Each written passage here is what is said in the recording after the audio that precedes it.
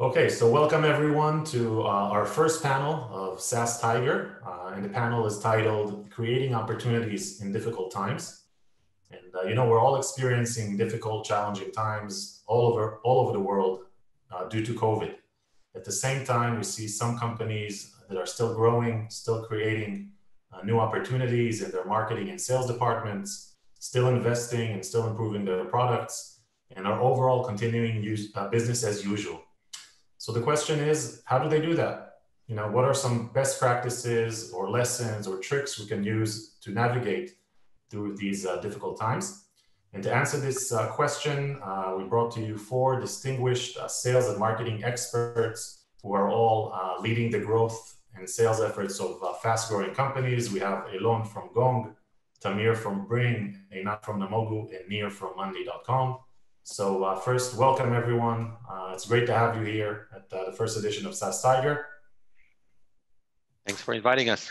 Sure, and we have 45 minutes to talk. I'm really looking forward to hearing from you, to learn something new, and I'm sure that the audience feels the same. So why don't we start with a short round of introductions. Tamir, you're first on my Zoom gallery view. Thank you, Ben. So I'll go first. So they said Tamir Gotfried, CRO at Bringg. Bringg offers a platform that helps retailers and logistics providers maximize their customer experience and do so with the best operational efficiency. Okay, thank you, Tamir. Nir, you're next. My name is Nir Goldstein. I'm the VP Sales of EMEA and APAC at Monday.com. I've been at the company for the past 2 years, and we are providing a work operating system that allows any team or organization to manage any workflow or project efficiently. Thank you, Nir. Eilon? I'm one of the founders and chief product officer at Gong. Gong helps sales teams succeed. We capture the conversations sales teams are having with customers, analyze them, and then let them know what's working in terms of people, deals, and the market itself. Actually, Monday and Bringg are both customers of ours, so I know you guys through the Gong user list. Nice to meet you. Happy customers. So do we. All right, Einat. Last but not least. Yeah. So thank you. I'm Einat Etzioni. I'm CMO here at Namogoo. And we prevent a problem called customer journey hijacking, where online visitors, mainly for e-commerce companies, are displayed competitor ads, which are injected into their consumer browsers and devices.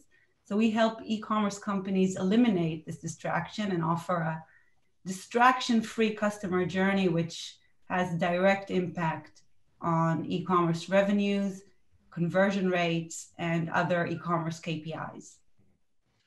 Great. So I think all of you guys are super relevant for this panel. I'm just realizing now that each and every one of you, your companies or solutions are super relevant, whether it's e-commerce, delivery or customer hijacking, or remote work and project management, or helping salespeople be more efficient and successful, over the phone. So let's start with a general question about sales, inside sales versus outside sales. Some salespeople, some sales leaders prefer to meet their clients face to face. They like the physical contact, and obviously we can't do that during COVID, not in Israel, and not in the US, and not in Europe, and not anywhere in the world. So we're left with inside sales over the phone, and email, of course, and Zoom calls. So how do we do that? What are some best practices, maybe some challenges that you guys have faced in your companies, and how do you overcome them? Anyone who wants to start? Sure. I can. Go ahead, Tamir. So Tamir is first on the window view, right? So you can start, Tamir, and then you're right. Okay, thank you. So, it's really interesting because what we sell in my world, it's a relationship, and it's a long-term relationship, and doing so with inside sales is very challenging compared to outside sales, right? Outside sales, as you mentioned earlier, you're used to sitting down with your customers who eventually turn into partners and build that relationship. And again, that's the biggest challenge with inside sales. But with inside sales, we're also put in a very different position today that helps us, in fact, understand better, for one, our sales team, how they're communicating with the customers, are they using the right message and so forth. So monitoring becomes easier. At Bringg, we actually launched the inside sales team right there with COVID to address that. Now there's different, as I mentioned, there's different advantages, but as you're looking at the inside sales teams and you have tools such as Gong, and we make great use of that, you can really control the message that you put to market. And we adapted a lot of our products and messaging around that. So now when you're introducing it, you can really monitor how the inside sales team goes to market with that and talks about your products. You can make adjustments, quick adjustments to your messaging, something that you can't do when the team is out on the field, because when they're sitting in a room with the prospect, you can't control the situation. You can't make quick modifications or get that rapid feedback back into the rest of the organizations. So in that sense, the inside sales team is call it easier to manage. That being said, we're also in a very interesting time right now, because it's not very frequent that you find yourself in the CEO's living room, right? And today we find that, in the outside sales organization, that's the field sales, they go and they try to build these relationships, and until they even make it into the CEO's office, it's challenging. And here you suddenly find yourself meeting the CEO or whoever is in the executive suite, and you see that it's a person. They also have the barking dogs in the background, or the kids are suddenly opening the door and interrupting. And you break the wall, you break that distance between you, and the fact that you're both now on the same common ground, working from home, and you start the relationship there, right? So that is something that you can do with an inside sales team much easier today than you could before. So a lot of our sales, and we were fortunate that this time, obviously for Bringg, it's the money time, right? The COVID effect and the Amazon effect, everything coming together, and people need to deliver. So our products are in high demand, and with that, we can really get close to the customers and build those relationships and teach them on what we do and tune into their pains and problems. So that's where an inside sales team. In fact, today, all of us are our inside sales team. Yes, we're eager to get back on the road, but I think it's not going to be the same when we're back on the road. I think the inside sales team is still going to be a predominant force within the organization. And we were fortunate enough to close 7-figure deals just here in COVID with a complete inside sales team, something that was unimaginable before. Sales cycles are shorter. You can have much more frequent meetings. You can bring a lot more relevant people into a conversation than you could before, just coordinating agendas, even from our organization in Bringg. If I need to get my counterparts on the call, the entire C-suite, for a matter of fact, on the call with the customer, we can do so, and the customer can do the same. And again, that's the advantage of an inside sales organization versus somebody being on the field. Sounds like it's the time of the inside sales person, and I wonder how outside salespeople are, adapting now to the new reality. And Nir, you also wanted to add something. Yeah, first of all, fully relate to what Tamir said. I want to echo his things. Basically, we're all human creatures, social creatures, and we like the human touch. And it is harder to build the relations remotely. But we do see those awkward situations where we're on a close call and then the kids burst into the room on our side, on the other side. And it does help both sides, to connect much faster. There are a lot of advantages for the inside sales motion. It can be much more efficient. You can reduce the overhead of travel and do some more frequent meetings to really shorten the sales cycle. We were pretty much inside sales oriented even prior to the COVID. So we didn't see much impact. I think that the toughest sales processes that are hardest to manage through pure remotely processes are the longest sales cycles with multiple stakeholders, the more complex sales cycles. Then you need to put some more emphasis on think in all the stakeholders, and we do a lot of emphasis on detailed close plan and mutual action plans. We try to even leverage our own platform to plan out at least 3 to 4 steps ahead and make sure that each activity has an owner and a clear deadline, just to make sure that these sales processes won't get lost in them.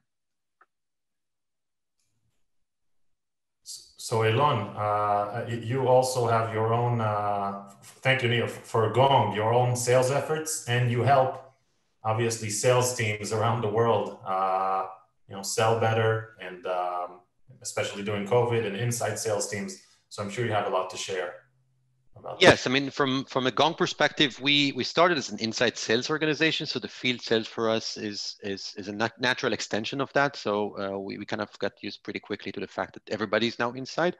What we are seeing with customers, though, is a transition that I think was happening anyway. So maybe 10 years ago, everybody was field.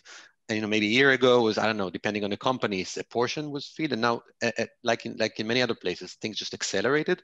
So what we're hearing now from many customers, it's, a third of the field sales we already decided are not going to go back to the field. I think the key thing they're looking at, it's almost like a CFO discussion, right? To have a meeting with the customer, there's tons of value to face-to-face meeting. There's no argument about that. But in some cases, it's still going to be like, a day of flight inbound and a day of flight outbound, and you got to justify that expensive time and basically travel money for a 1-hour meeting. So I think we're going to go back, but it's never going to go back to where it was before. Yeah, it looks like we're going to live in a hybrid world, right? Post-COVID, and almost everything that we do. And Einat, you're in a marketing position at Namogoo. Perhaps you can tell us about your overall marketing message.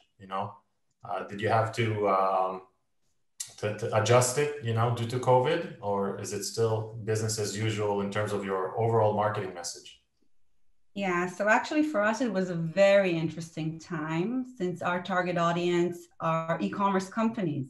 So they just experienced over a period of just a few months, a hyper acceleration, right, of years of growth in just a few months.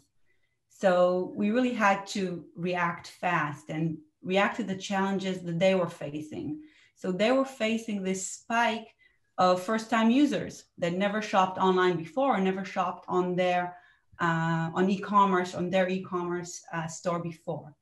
So for us, it was very much around reacting to that, talking about things that interest them right now, and actually putting forward the fact that you've got this spike in traffic, these first-time users coming, you want to make most of them for the long run. The e-commerce company that will be successful is the one that are wise enough to monetize on this increase of traffic for the long run. So for us, it was a natural fit, but we had to react fast. So we talked about that, and these kind of e-commerce companies that understood early on that this is the main challenge, so they really reacted well to this messaging. So you need to understand what it is that your customers care about in these times. And now it's becoming the new normal, right? Like this new traffic is probably here to stay. Yeah, it's the golden age for some companies, right? In the tech industry, mostly. Okay, cool. So we spoke about inside sales teams, people, outside salespeople, and now, some of the companies out there need to hire. They're raising crazy rounds of tens of millions of dollars and even more in Israel and around the world. So they need to hire people, and then some of these people have never visited and will not visit the office and meet their colleagues. In the past 6 months and over the next 6 months. How do we onboard them to the company? How do we give them the tools? Obviously, the technical tools, it's easy, but the culture, and getting to know the people, how do you do that? I mean, all of you have real experience in that, whether it's hiring leaders, managers, or just sales reps. Happy to take a stab at it. I think in general, when you look at remote work, I think if you sort of look at an umbrella way to approach it, you do a lot of the things you do anyway, but much more deliberate. So in the past, you just like walk by and there's a discussion. Now you have to put the discussion on your calendar, right? I think onboarding is in a similar way. You have to be very deliberate about how you onboard people. Interviewing is similar, but in a similar way. So it's basically, yes, they got to meet those people. So you got to make sure the program is structured, the training happens in a very structured way, and also the cultural elements are happening. They're not going to happen organically. So you got to replace them with certain things that are culturally cross-company anyway, like weekly, I don't know, whatever it is, like events, cooking things, and whatever. And then, of course, weekly or monthly, or whatever the cadence is, updates, statuses, and all of these things. So there is no replacement to the human touch, but it's better than nothing, of course.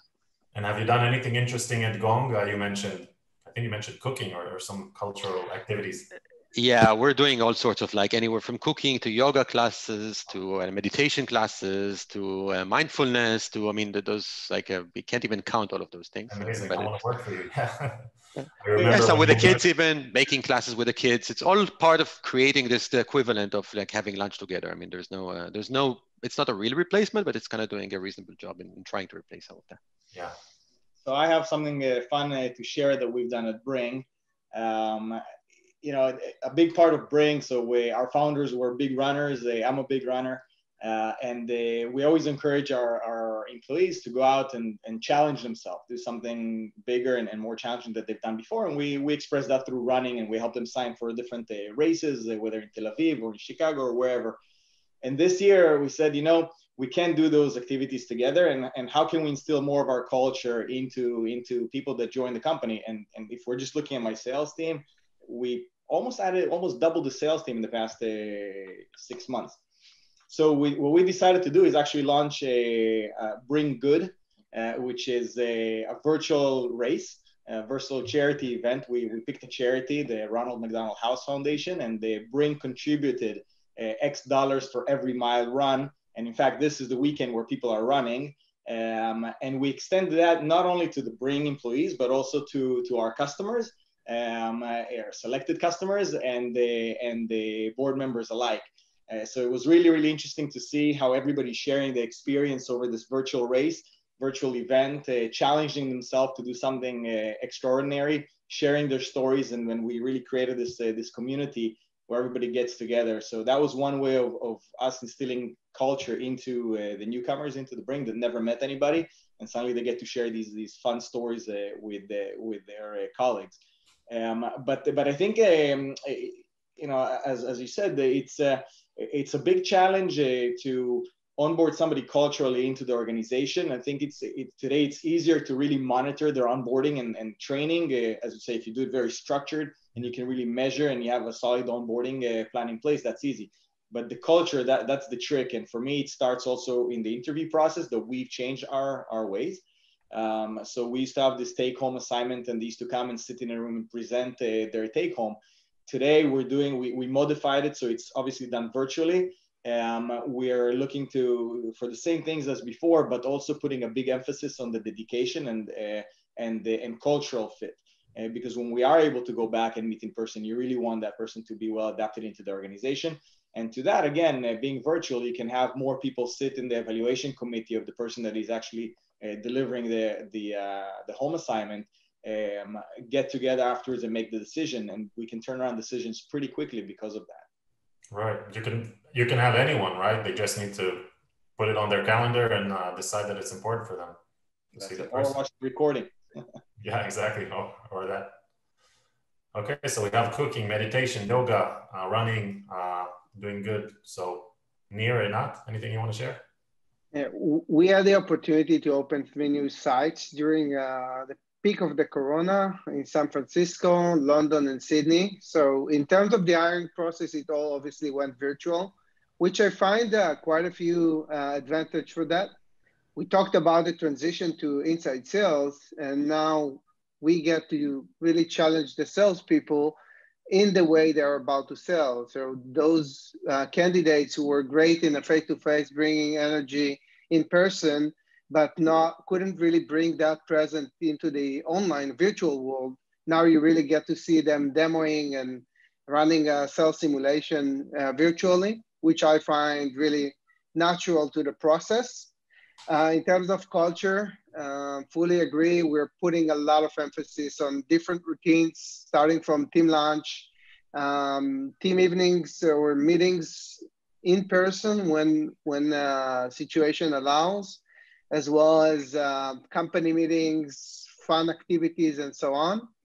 And I think one additional big insights that we've had for onboarding employees were that we've heard that the biggest struggle for new starters wasn't really learning the new materials, but the fact that you couldn't sit next to someone, hear what they're saying, turning around and asking a question on how do I do that? How should I solve that? So we put a lot of emphasis on our body program, mentors, and office hours. We're connecting bodies usually from different sides to support one another. Senior people were mentoring and helping the newcomers to close deals or to handle logistics in order to claim deals. Open office hours for product specialists, pre-sales, to allow, again, the newcomers to overcome those small challenges in their first sales cycles. And we get a great feedback from that. We find that very helpful for people to overcome that, missing atmosphere at the office that you can just observe from the experience of those who are sitting around you. Yeah, and the sense of belonging, right? I mean, otherwise you're on your own. It can feel kind of lonely. The loneliness feeling as well as the knowledge. Sometimes you face a more difficult situation in a sales cycle, or you have a small question on how to approach a certain legal issue or anything else, and you've got your buddy who is who's guiding you. You don't even have to do a full Zoom for it. That person is available for you on Slack or on Monday or on Zoom, whatever is most comfortable. And it really helps people to ramp up quickly. I can add this. So we are doing the same. We also put a big emphasis on coaching and mentoring. But not only for new employees, but also for existing talent. We find this as the perfect time to continue to develop the talent in-house and enforce, or I shouldn't say enforce, but encourage the sales methodologies that we have. We put a big emphasis on medic, and now you can really control how it's done. Coaching people through Sandler methodologies and so forth. But again, it's for people that are onboarding as well as existing talent that you have. And keeping everybody abreast, and like you said, with a buddy system, it really helps them out. Mm-hmm. So I will just, everything the guy said, I couldn't agree more. I wouldn't repeat it because it seems we're all facing the same challenges and we all developed tactics to overcome that. I would say that from a virtual perspective, then it's hard on a cultural aspect, because culture is built on people being proud of their company. And it's sometimes hard to deliver that virtually. So we really need to be, creative around that. In Namogoo, for example, we launched a site that we call Hopa, which is actually connecting independent service providers and artists to high-tech companies. So we kind of really put the people on board, the product, the marketing, the salespeople, they all contributed to this project. And it's a live thing now. And I think that also in relation to what Tamir said about charity and doing things for the better good, then it creates, a sense of being proud and pride of the company. So that is something that we should put emphasis on in these times. Yeah, interesting. Perhaps we can share it on the chat of the event, the links to all of these initiatives that you guys told us about.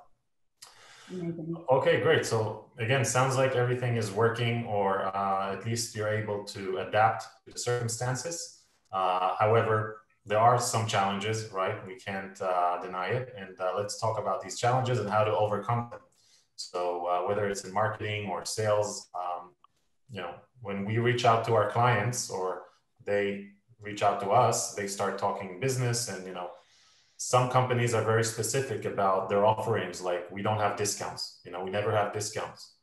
And some companies offer discounts or other creative ways to overcome the challenge of lower budgets within your clients. And so the question is, how do you handle these objections? It's COVID times and our sales are lower now, right? Not all the companies we serve are technology companies that are still growing. So our sales are lower now. We can't spend as much as we spent last year or as much as we hope to spend this year. So we need a discount, or we need some other solution to close this deal. So how do you handle that?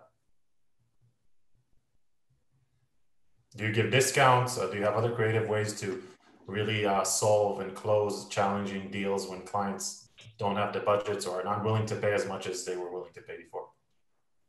I can start. I think that like everything with objection handling is really, the first thing is really to understand what stands behind the objection, really get to the root of it. Is it an uncertainty issue, a cash flow issue? There are like many different causes that may create different concerns and cause objections. And in order to be able to really mitigate them properly, you first need to understand what's the mindset of the other side, what really concerns them. And then our approach is really to be open-minded and trying to find middle ground with the other side. We have both new and existing customers who are part of sectors that were heavily impacted.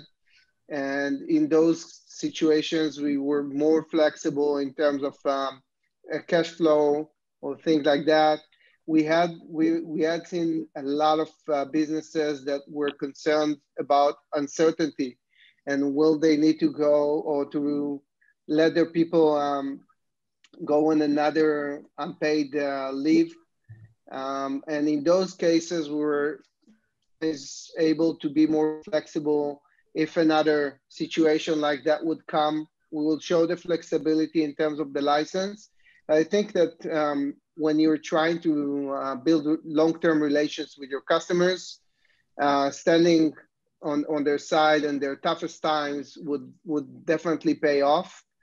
But it's really, there's not just one solution that fits all. You really need to understand what's the problem and be creative enough to sort it out.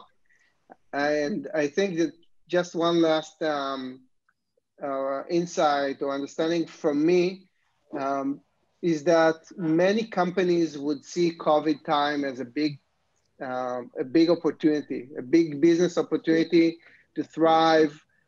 Even those toughest sectors, those companies that would adjust and make first adjustment, that would be smart enough to make the right steps, would be the ones to get out of that tough times fastest.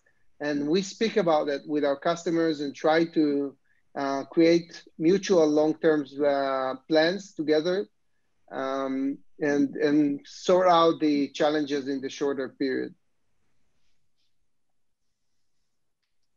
For us at Bringg, it's quite interesting because, like I said earlier, it's money time. I mean, it was never easier to open a door to a customer than it is today, because eventually everybody needs to go into the delivery or curbside pickup or that space. And what I think that the most important thing is to be open to adjusting your models. Don't stick to your old ways of thinking and your old ways to approach problems. But really look internally to what you can do, not only from the sales organization, but also from messaging and product to address the different objectives or challenges more than objectives, at least in my world. And for us, there's a lot of opportunities there. So what we've done, our solution is pretty complex. It's an enterprise level solution, touches many parts of the business. And when a customer really adopts our platform, they're looking at a complete transformation of their operations.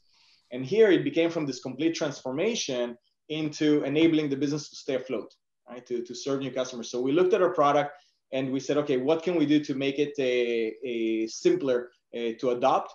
And we broke it into a prepackaged solutions, right? And we've done that for several reasons. Number one, the first objective is it's how do you help the customer overcome thinking, oh my God, I need to transform everything I do into something much more simpler. and really productize into individual off-the-shelf offering that then the marketing message is adapted to it, so that we start overcoming the objectives earlier on, the objections earlier on. The next challenge with a complex solution, the deployment takes sometimes a little bit longer, and you don't have that time to deploy a complex solution. You don't have those 4 to 6 months or whatever it takes to deploy the robust solution.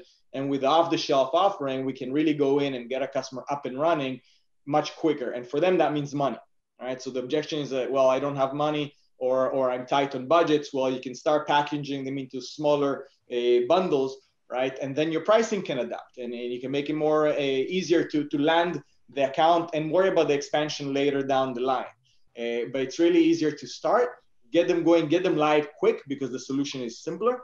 And you're really to get going, use this off the shelf, and then we'll worry about everything else that goes to make the experience that much better.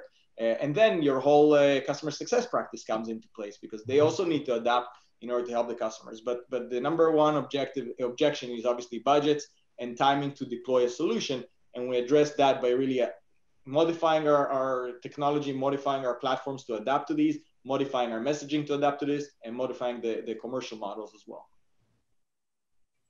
Yeah, sounds like everybody needs a quick solution, something that works, because we're in an emergency right now. We're on fire, we're drowning. We don't have time to invest too much and wait for months until we see the solution really helping us. Yeah, in our case, we also looked at we listened to our existing customers and said, okay, what can we do to help them? In a lot of their cases, as Einat said earlier, the e-commerce world is blowing up. There's high demand, and we have some grocery customers that essentially grew by 800% for their services. So how do you do that? How do you enable these customers that now have stores that can have customers coming in there? And again, looking at our technology, we basically help them repurpose their staff. And if the objective to growth, or objection, sorry, to growth was, well, I don't have enough drivers, I don't have enough fleet. Well, here we used our tools to help them repurpose the staff that you use inside the stores in order to start doing deliveries or curbside fulfillment. So, yeah, sounds like what they did after World War II, I believe, on the assembly lines. Or am I making this up? Or was it World War I, making cars and stuff? You mean instead of the Industrial Revolution? Exactly, yeah, that's even before. E-commerce. Right. Exactly. So how are Einat and Eilon, how are your companies, handling customer objections? If you want to add anything. I can just add the marketing perspective, because definitely, as Tamir mentioned, you need to kind of reshift your messaging. And for us, when this all began, we were a little bit concerned that sales cycles will actually prolong, because as much as e-commerce is blooming, then still uncertainty always leads to a, heavier hand on the wallet. So for us, we kind of shifted our efforts in marketing, especially in product marketing, to help accelerate the sales cycle. So we put a little bit at the beginning, right? We put a little bit our leg off the gas on demand generation, and we said, let's focus on all the deals that we have in the pipeline and see how we can help the sales, increase the sales velocity there. So that was the first shift we made. After that first period, it became obvious that this didn't have such an effect, and we were back to accelerating demand gen. But definitely that part for marketing, being close to the sales, understanding, the new challenges and adapting the messages was crucial.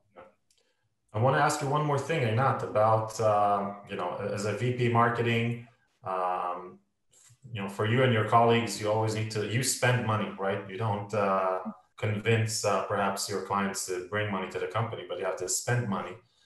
So how do you convince, in difficult times, you need to go to your CEO and convince them that you need to still invest in marketing, right? Usually it's for the long run. It can be also for the short run, but in these difficult times and during an emergency, it's harder to put your hand in your pocket and just spend money.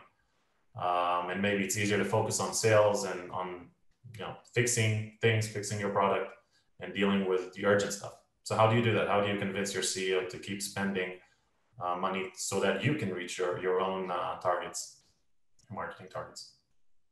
Oh, well, actually, for me, it's pretty easy.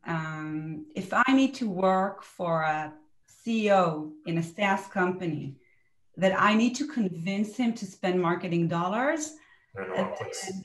I'm probably not at the right company, because it's really critical for the leadership team to understand and respect what marketing actually does. Because if you want to be a marketing executive that has a seat on the table, that drives strategy, and then if marketing is the first thing to get cut, or you need to explain why is it that you need marketing, then this will not be a successful company.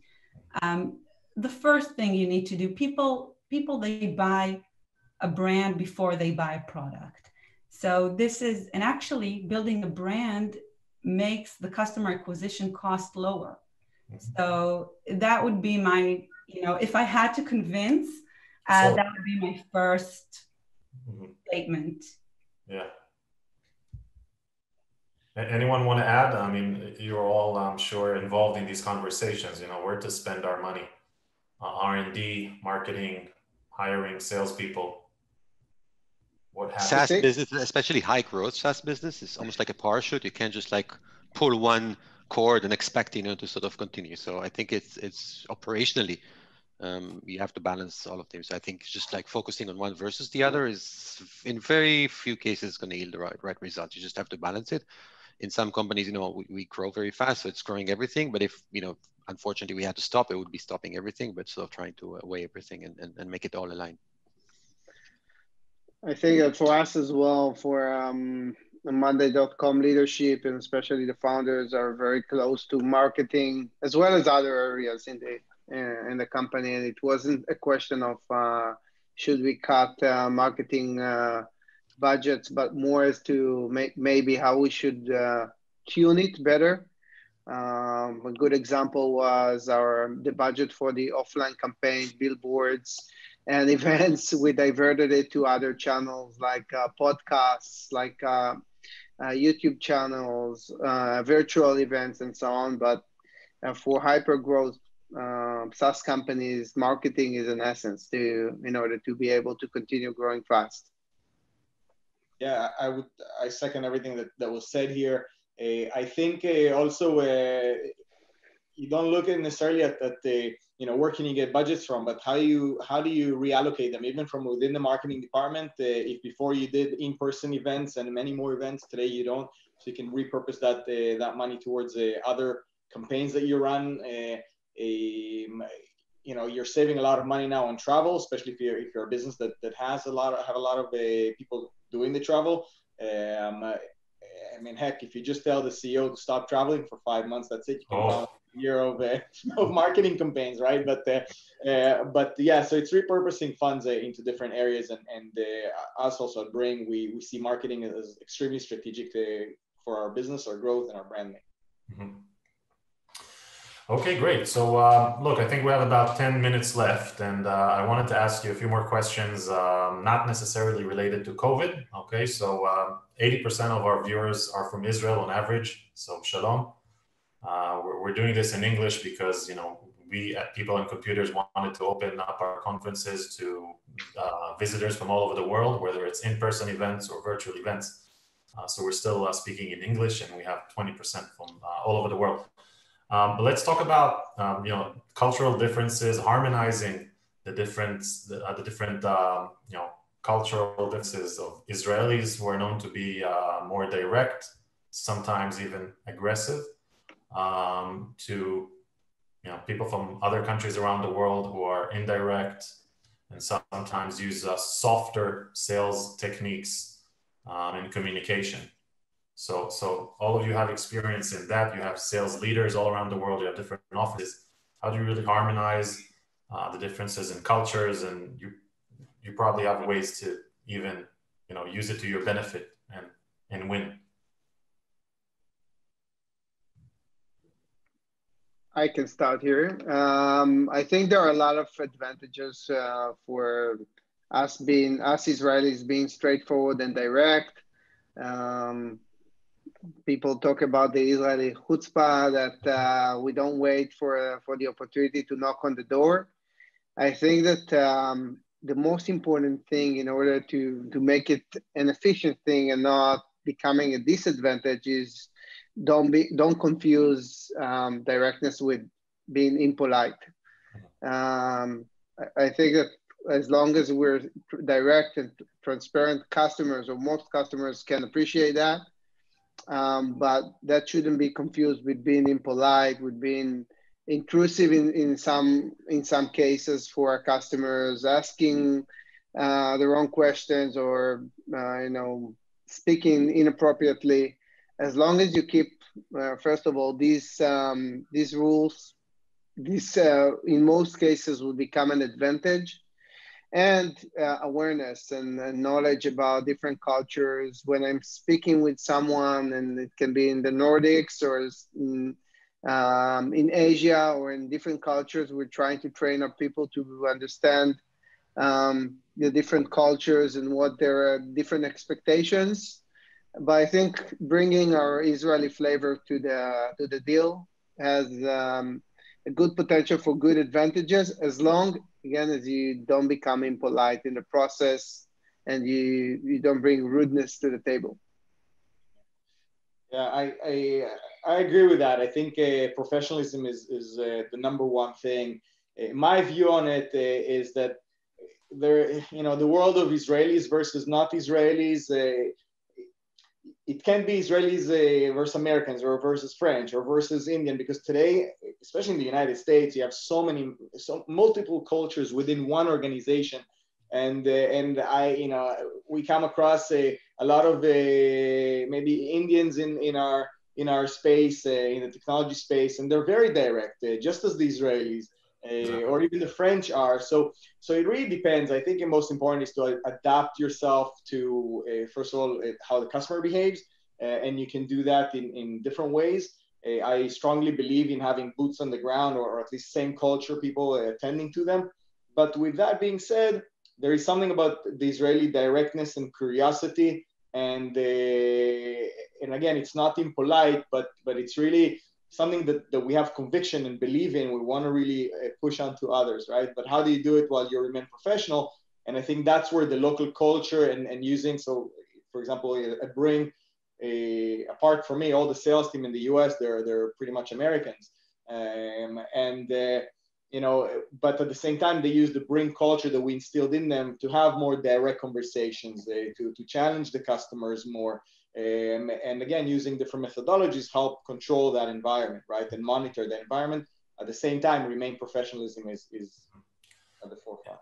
And Eilon, correct me if I'm wrong, but I believe your product, your solution, your platform analyzes sales calls and emails, right? So you must have a lot of knowledge, and you've made some decisions about how to really, put the cultural and the country, the nationality of the person, how to take that into account. You have the different accents, different slang words, and of course tendencies and characteristics. Yeah. So internally, by the way, we have one of our operating principles. We have 7 is we call it no sugar, but it's essentially being direct, and that's how we kind of brought teams together in the sense that we don't expect to sugarcoat stuff. I think when we look at sales calls, one of our popular, I guess, marketing vehicles is we have a blog where sales directed towards salespeople, and one of the more controversial items there was a study that we've done based on real data that showed that, for example, if you swear in a sales call, that would have been considered, unthinkable. If you do it, it's actually not a good thing. But if the customer starts swearing first, and if you reciprocate, it actually advances the deal, because it's part of, I think, what Tamir also said. It's like you want to speak the customer's language. I think it's true for swear words, maybe. I mean, that we tested, so that might be true. But it's also true for other things. So you probably, Sandler talks about mirroring, so you want to speak at the same pace and same language. So as long as you can adapt to the customer within a reasonable way, they don't expect you to sort of talk the exact same language. It's probably usually the right approach based on data. And I can concur to what was said, because we use Gong, and I use exactly those features in Gong to flag different behaviors. Einat, you're smiling. Is it because we're smiling? Are you mirroring us, or? No, I love the swearing on the sales call. That was enlightening. I have to try that. Could you please record and send a snippet to us? Yeah. I think for us, like, moreover, like the discussion Israeli versus non-Israeli, like what we love to do, especially in marketing, is just have as a diversified team as we can. Because when you've got people from different countries, genders, age, cultures, then it just becomes a hell of a lot more interesting, and your chances to try different things and succeed are just higher. So as much diversification as you can, that's helpful. Cool. All right. So I think let's end with a last question for you all, is to maybe share some tips.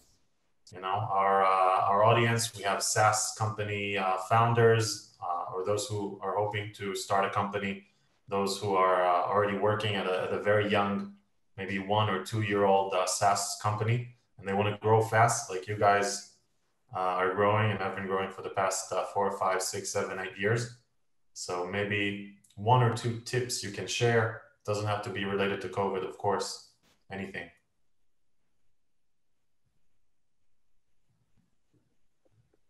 I can reshare a tip that I got when we started. Spoke with a very smart gentleman out of Boston. And I think, to summarize what he said, it was a lengthier discussion, but to summarize it in a minute, it would be make sure that you continuously work with customers to make them quote unquote happy, or create high impact for the customers. Our principle we use right now is we call it raving fans. I mean, make customers raving fans, but regardless of the term we use, it's continuously making sure customers really get a lot of value, optimized towards that. Especially in the SaaS world, you can talk about renewals and churn, it's critical, because even you can make a sale, if you don't deliver value, you're going to lose that customer in a year, and it's much more expensive to get a new customer than it is to retain existing customers. So it's always impact, impact, impact. If you can get that, you get the rest. The rest is quote unquote just execution. Mine would be, and it's a little bit related, would be product market fit is essential for fast growth, and it's not just a one-time event. Even when you reach it, you need to maintain it constantly, because you cannot scale without it.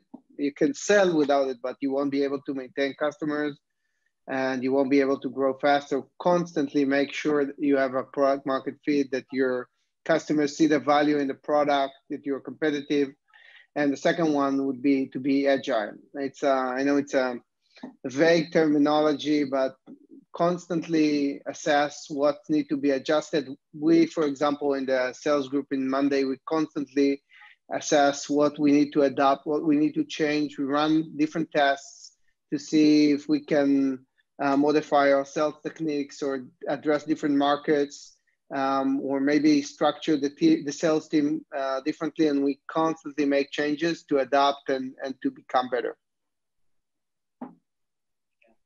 I'd say it's a conviction and believe in what you're introducing, and it will just resonate through. And with that, also think long-term for your customers' value and not short-term gains. If you think long-term customer value, they'll buy into it and they'll adopt it, and you'll continue building towards that, and always look to improve yourself and introduce new services or products. So think long-term. A lot of mistakes are done. People are coming into this, it's a startup, and they just want to make the quick sales to prove that, yeah, they can sell. You're not proving anything if you can just get one sale. It's to sell and to retain that customer is what counts. So think long-term value. For me, I think that if you talk on especially on a small company, then you need to really be great at a few things. Like, analyze what really moves the needle for you. Don't try to be great at many things, because you'll end up being not so good at many things instead of being really good at some. So really analyze what is that moves the needle, what makes an impact, focus on those, and you'll be able to grow and add more things as you develop. Nice, concise and to the point from all of you. So, all right. So thanks a lot, everybody, for joining us, the audience and you, the speakers. I definitely learned a few new things and I had a great time. And I hope to see you in our next event. So thank you. Thank you very much. Thank you, Ben. For being here. Bye. Bye-bye. Bye.